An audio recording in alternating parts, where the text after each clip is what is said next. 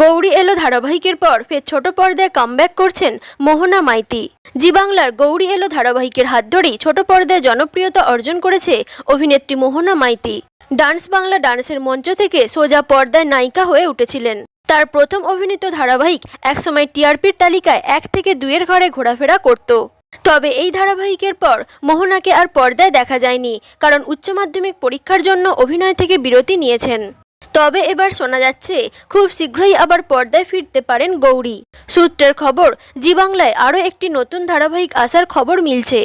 আর এই ধারাবাহিকে নায়কের চরিত্রে দেখা মিলতে পারে হানি বাফনার, যিনি এর আগে জি বাংলায় সোহাগ জল এবং স্টার জলসায় গ্রামের রানী বিনা পানি ধারাবাহিকে অভিনয় করেছেন।